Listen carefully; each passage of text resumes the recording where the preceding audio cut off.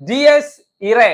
So ഈ cinema ഇതുവരെ നിങ്ങൾ കണ്ടിട്ടില്ലെങ്കിൽ ഇപ്പോഴൊന്നും കാണാൻ പോണ്ട, ഒരാഴ്ചക്ക് കഴിഞ്ഞിട്ട് കാണാൻ പോയാൽ മതി. തിരക്കൊക്കെ കഴിയട്ടെ.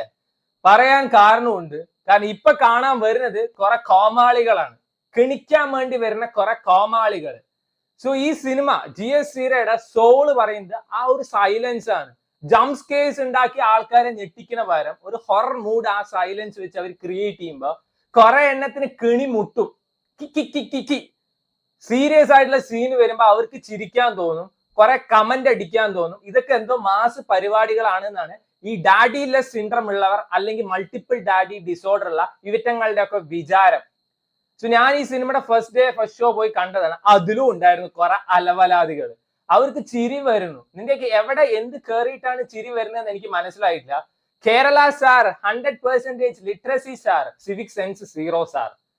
എല്ലാവരും മുമ്പിലും തെളിയിക്ക് മലയാളിക്കള്ള് ചെറ്റക്കള്ള്, മലയാളിക്കള്ള് തുണിയില്ല തെണ്ടിക്കള്ള്.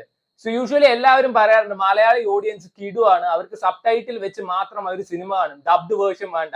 എന്നാ അവരെ വരെ പറയിപ്പിക്കാൻ ഇങ്ങനെ കുറെ തന്തയില്ലാത്തവന്മാരുണ്ട്. ഇത് ഒരു കാറ്റഗറി. ഇവന്മാർക്ക് കിണി, അങ്ങനെ കിണിക്കാൻ മുട്ടുണ്ട് വെച്ചാൽ വീട്ടിലിരുന്ന് കിണിക്കുക. ഇപ്പൊ പറയും ഞങ്ങൾ പൈസ കൊടുത്തിട്ടല്ലേ സിനിമ കാണുന്നത്. എടേ നീയൊക്കെ കിണിക്കാനും അതേപോലെ കമന്റ് അടിക്കാനാണ് വരുന്നത് വെച്ചാൽ വീട്ടിൽ എല്ലാവരും വിളിച്ചിരുത്ത്, ആരുടെ തന്തയ്ക്കോ വിളിക്കുക.